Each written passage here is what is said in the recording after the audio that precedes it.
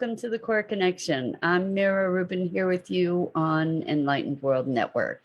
And today's topic is stepping out, stepping outside of ourselves. That's what it's about. And what we'll notice is that in turning the lens from inward to outward, we actually become a greater and more authentic expression of who we are and our capabilities. So that's what we'll be talking about. But before we get started, let's take a minute or two to get present. Good morning, Rosalind. Welcome. So good to have you here with us this morning, and welcome to everybody else who's joining us. We're just going to take a minute or two to get present. So take a deep breath in through your nose and hold it. And imagine clean, crisp oxygen flooding your lungs, flowing into your bloodstream, nourishing all your cells and your organs, and bringing vital life energy to your body and being. And as you exhale any tension, stress, negativity, fatigue. And now let's take another deep breath in through your nose and hold it. This time, imagine brilliant, bright light lighting you up from the inside out, illuminating, electrifying, and energizing all your cells, your molecules, your electrons, creating this brilliant beam of light from your heart out into the world. And as you exhale any remaining tension, stress, negativity, and fatigue. And now let's press our palms together, rub your palms together.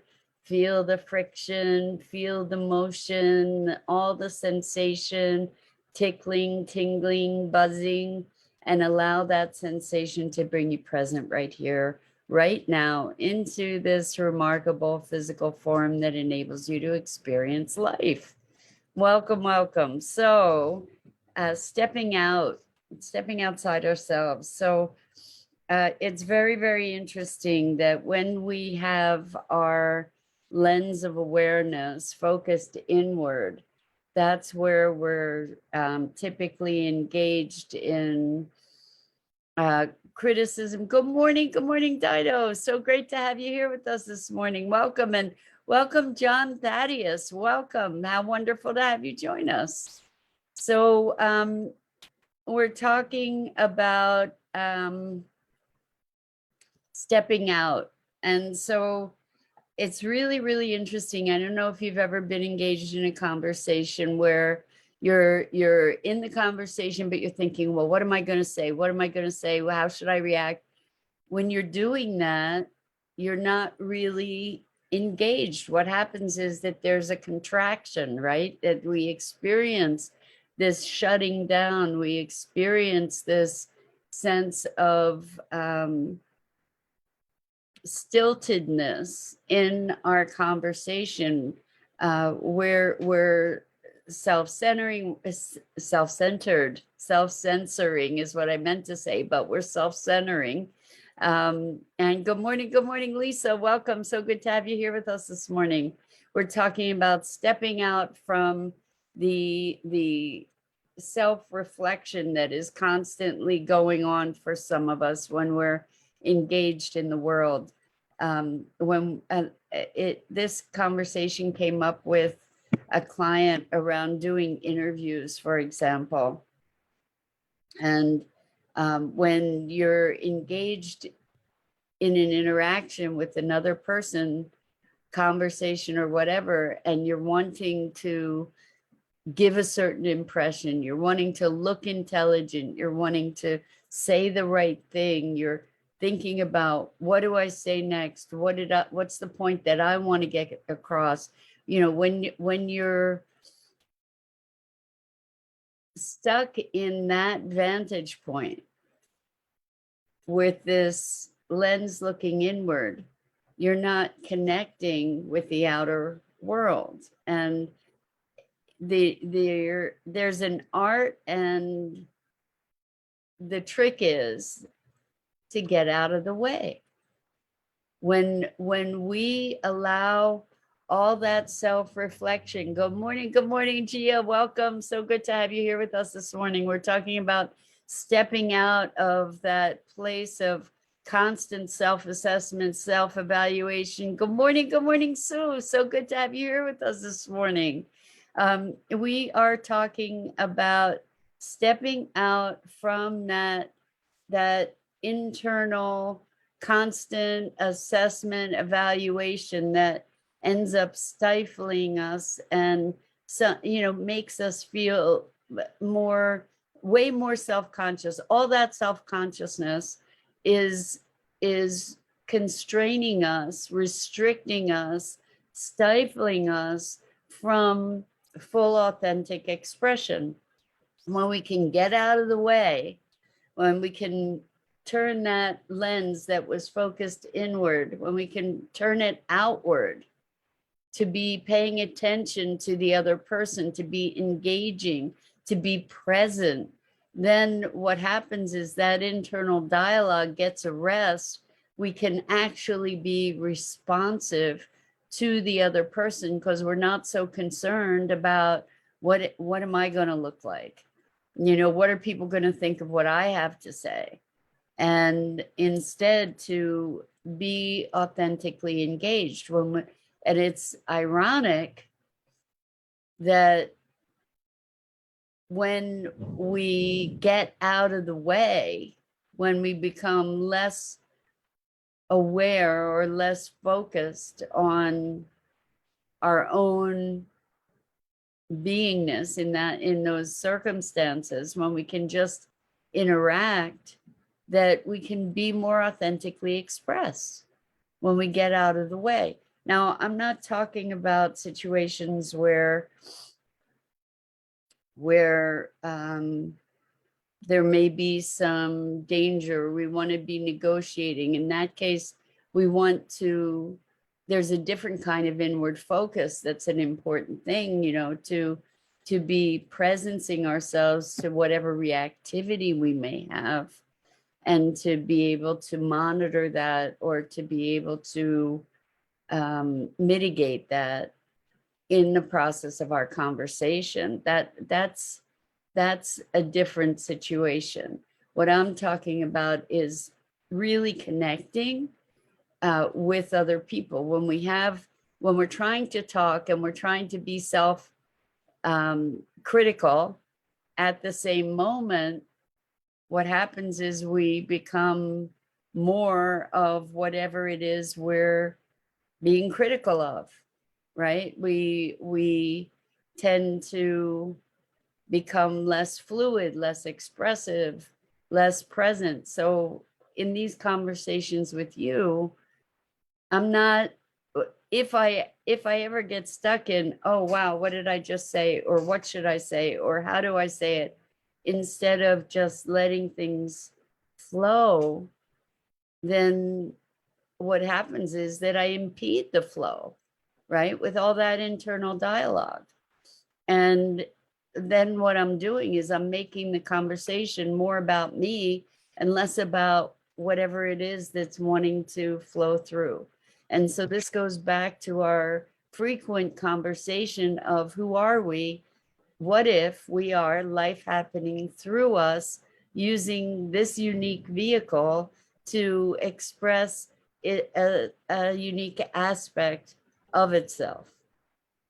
And so if that's the case, that self-consciousness, I think there's a distinction between self-consciousness and self-awareness, the way that we think of I'm self-conscious.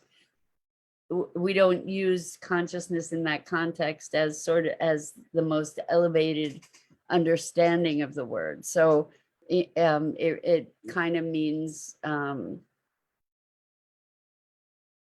it has a more stifling kind of connotation. Good morning, Jenny. So glad you're here to join us. We're talking about stepping out. And what I mean is stepping outside of our past, our ideas of ourselves, our preoccupation with how we might look, or how others might interpret, or how others might perceive us, and to be able to be a flowing expression of the essence that we are. So interesting. Jenny says comfort zone.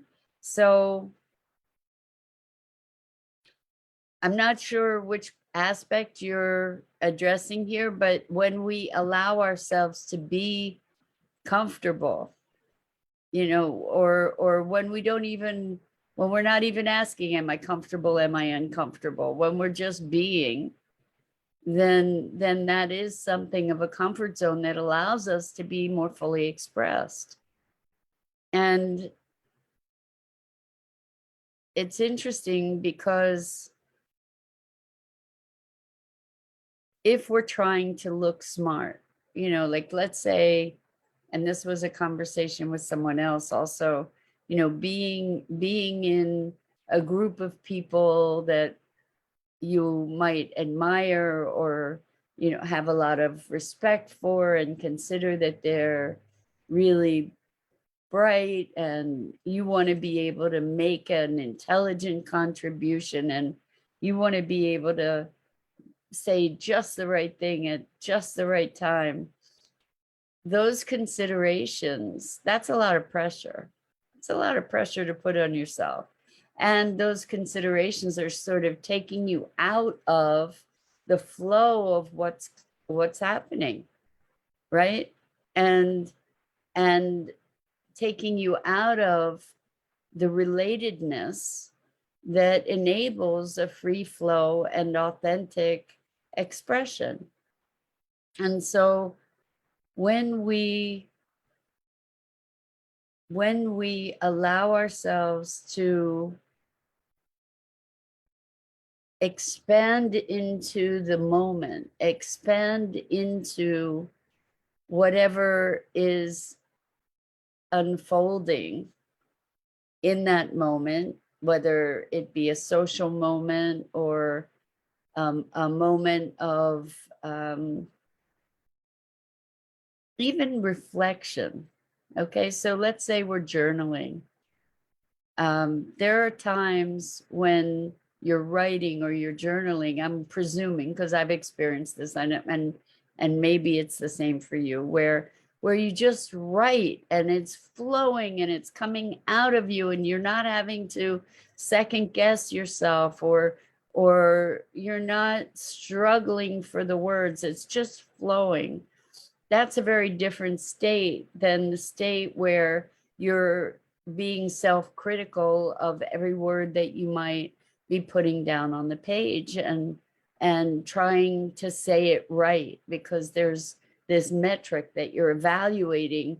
Constant evaluation is something that keeps us separate from ourselves. Self-evaluation, self-judgment. And Gia says, yes, we try so hard at times to fit in, be it social gatherings or friends gatherings or anywhere. We become self-conscious to prove ourselves, so conscious to prove ourselves that we lose ourselves in the bargain. Exactly, exactly, exactly. And we end up being the self that we're trying to avoid being, because we're so conscious and so metered, and we're doing this heavy monitoring. I don't know about you, but I notice that I type pretty well when I'm on my own. I can type pretty fluidly, and I've gained some speed doing that when I'm taking notes, for instance. But if I'm typing something and people are watching, if it's on screen and people are watching, I make so many errors, and I'm not even aware of trying to type better. And I get stifled. I get flustered. That's what it is, flustered somehow. I don't know why, like it's, I'll go and correct the mistakes, and now I don't feel the need to apologize for my typing all the time. But it's a function of that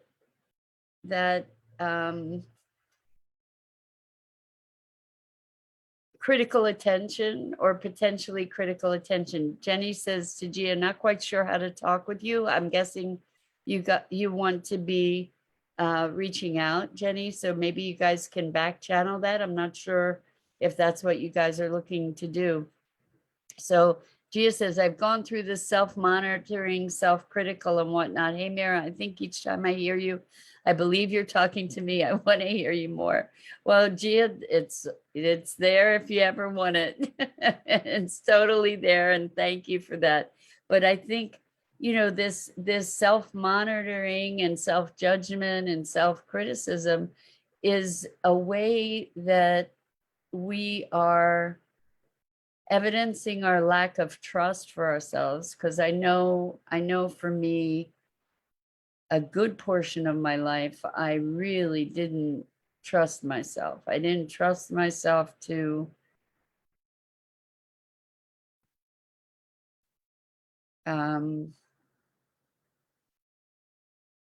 I just pretty much on every level, I just didn't trust myself. I didn't trust myself to be able to communicate effectively. I didn't trust myself to be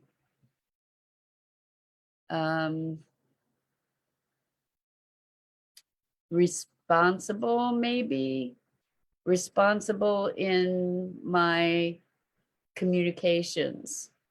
I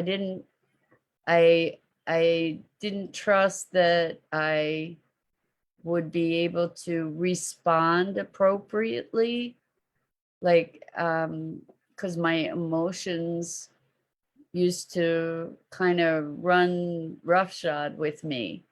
Like I had so much pent up rage for so many years that it was always kind of like trying to keep the lid on and say the right thing, do the right thing, because I would feel powerless to control my emotions and my reactions sometimes because there was all this pent up energy. And Jenny says, me too, as if it's a divine gift. It's meant to be from the universe. So what, Jenny, I don't know if you're responding to me or to Gia. I don't know if you guys are communicating elsewhere. Anyway, we do, when we come to this place of getting out of the way,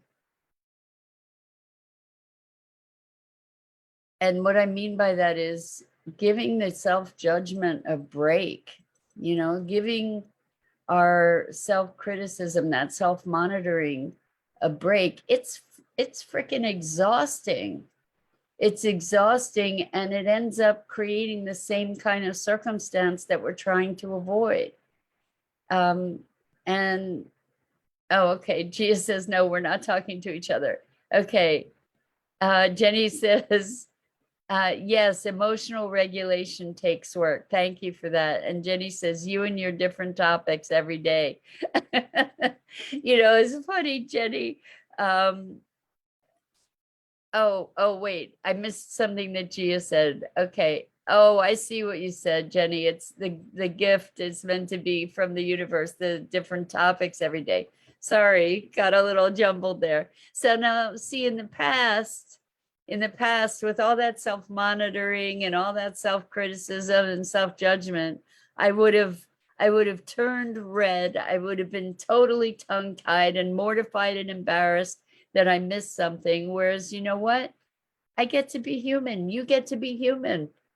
And we all get to be human. I was talking with a friend about doing interviews, and Gia, I'll get back to your comment in a minute. I'm sorry I missed it.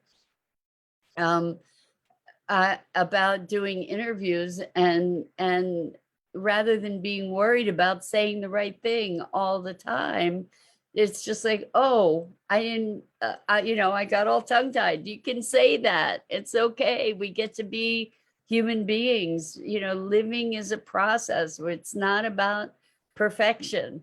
And this notion of perfection is a vitality killer For real, for real.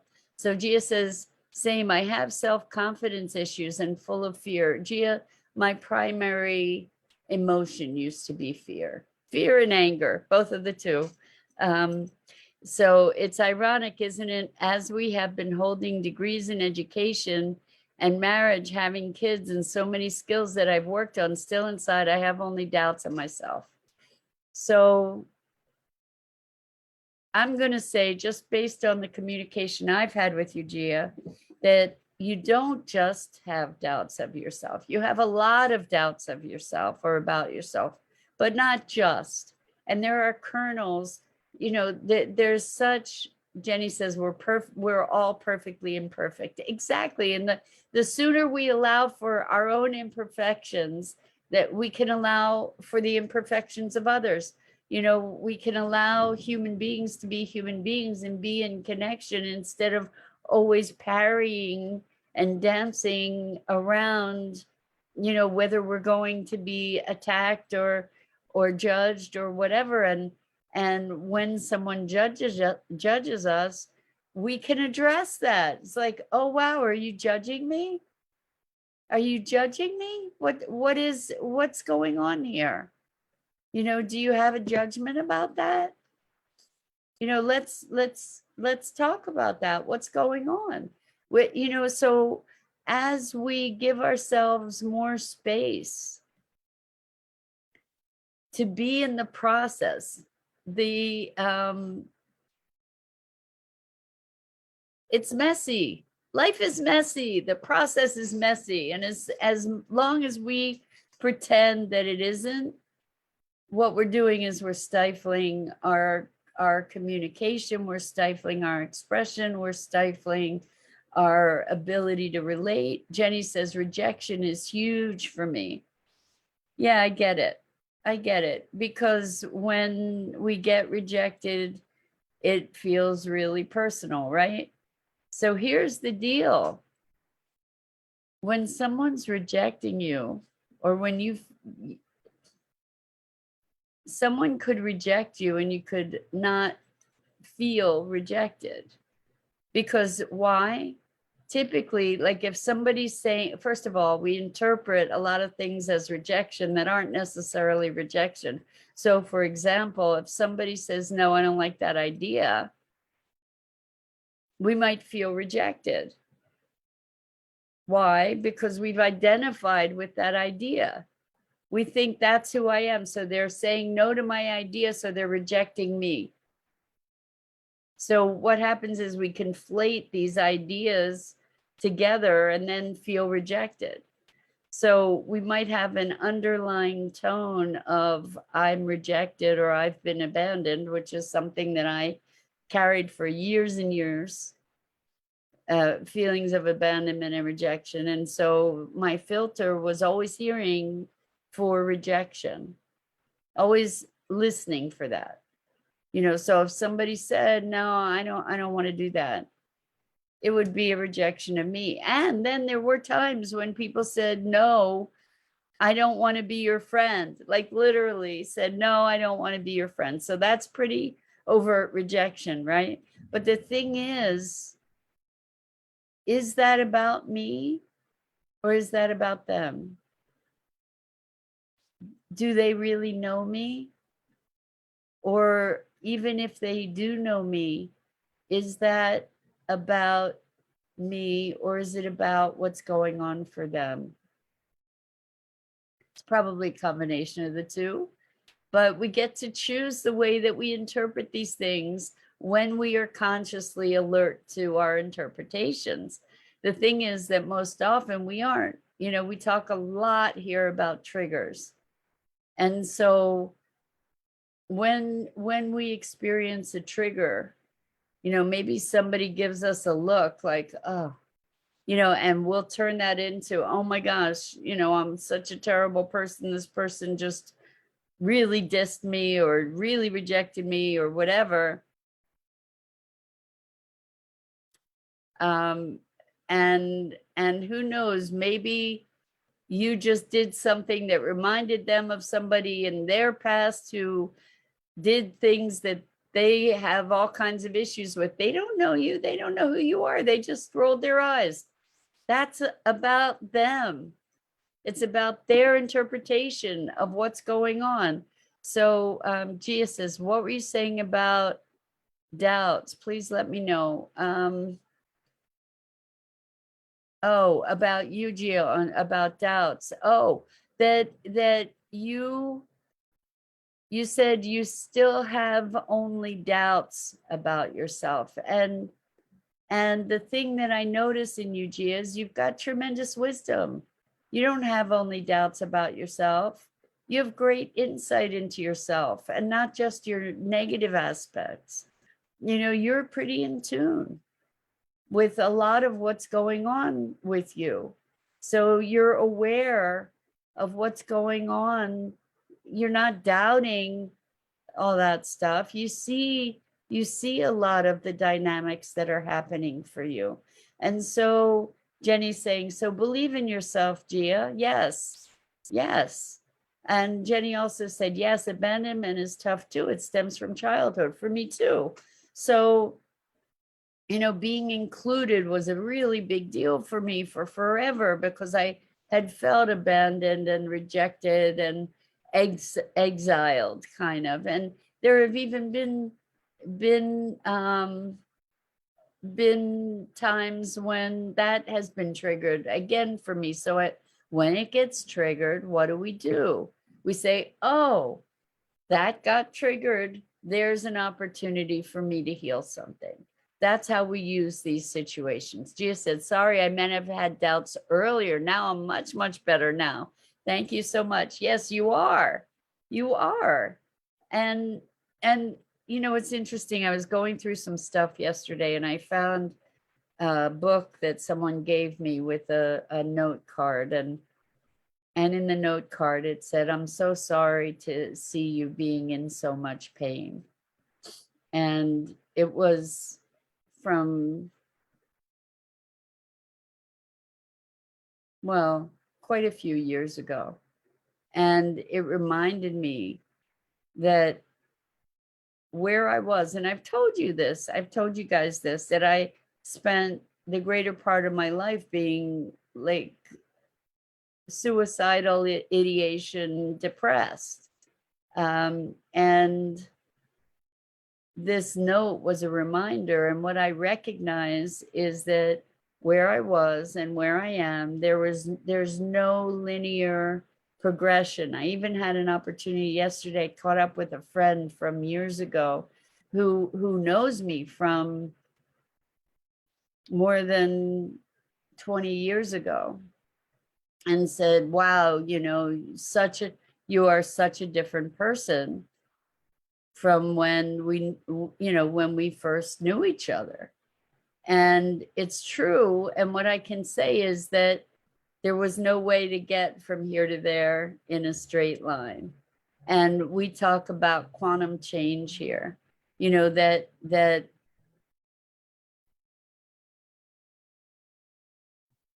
we put in all this energy on this level with intention and for transformation, and keep putting in that energy and keep putting in that energy. And it seems like nothing's changing, and it seems like it's all staying the same and repeating itself. And then all of a sudden you pop up to the next level and things are different. And you might not even notice that pop. But what happens is that there is transformation and change. And all of you who have gone through these deep transformations, if you were to look back, you can see it's not linear. That transformation, that growth, it's not linear. So know that all that energy that you're putting in, it's working. You may not see it. You may not see it, but it's having an impact. And having that clarity of intention is foundational to it. And so what today's topic is stepping outside of all that self criticism, all that self-monitoring, all that self-flagellation. You know, like part of us has believed, oh, if we beat ourselves up, that it'll keep us in line. That's not how it works. We get to love ourselves into our new state. Beating yourself up to get yourself to change isn't going to create the change that you desire. Loving yourself into that change and through the messiness of the ups and downs, that is where the magic happens. Jenny says, I read yesterday, until you learn the lesson, it will continue to teach you. Yes, it will. I thought, ding, ding, ding, thought about what you talked about the other day. Step out to figure out the lesson in having now to make a change. Yes, yes, yes, yes. Thank you, Jenny. I appreciate that. And the thing that I noticed is that the lessons would first show up as a whisper. And then the lesson would show up in regular kind of tone of voice. And progressively, as I didn't listen to those lessons, it would get louder and louder until finally I got knocked over the head with a hammer to get my attention. And then, you know, like we can mitigate the pain of a lesson the sooner we allow ourselves to receive it. You know, the earlier we allow ourselves to receive a lesson, the less painful that lesson's going to be, the less we resist it and embrace it, the more the more ease we'll have with it. So when something arises, to be able to say, oh wow, I got triggered, what's going on, what can I learn? The sooner you do that, the more pain you're going to save yourself from. Yeah, Jenny says, I think mine is screaming at me. You know what? We all go through the phases where we need to get screamed at in order to hear it. So the questions to start asking, Jenny, is like, what is the wound? What's the underlying wound here? And part of it is to stop resisting life the way it is. Like, it is how it is. It is how it is. You can scream and cry and rail and say it's unfair and why me and this is a tragedy and it, you know, it's devastating and all of that. But the thing is, still what is. And the sooner we're able to be with what is, the better off we're going to be. You know, the whole conversation of it's not fair. Yeah, well, okay, so who said it was supposed to be fair? We believe things should be fair, right? We want to believe that that's how things should be. They should be fair. It's not fair. Why me? I did everything right. And now this came out of nowhere and is ruining my life. And I can't do anything to change it. That's just so awful. It is what it is. And it may be awful and it may be unfair. And it is what it is. So Jenny says, amen. And Gia says, I needed to hear this, Mira. Trust me, I think we have some cosmic relation. We very well may, Gia. We very well may. And Jenny says, yes, it is. Rosalind says, thank you for these insights. And you're so welcome. Jenny says, nope, life's not been fair. And that's okay. Exactly. You know, life it's not about fair. You know that the Rolling Stone lyric, you can't always get what you want, but you get what you need. That's another version of life is happening for me and through me rather than to me, you know, and if we allow the circumstances of life to be in service to our growth and find those elements of growth and healing that are available to us. It may be painful, but it also tends to be profoundly powerful and transformative. So yes, I agree, Jenny. Great song. So anyway, that's it for today. So much love to you. Thank you all for being here and for being engaged and for chiming in. It makes such a difference. And it makes a difference for everybody else, you know, to be able to have this dialogue that's emerging and shared experience. So thank you, thank you, thank you. I'm Mira Rubin. This is the Core Connection. I go live here on the Enlightened World Network Facebook page and YouTube channel each weekday morning at 9 a.m. Eastern.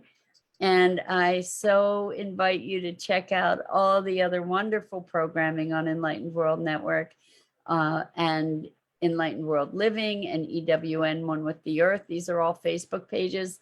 So much love to you guys and so much gratitude for your playing with me these mornings. It just is such a richness for me too. So until next time, so much love to you.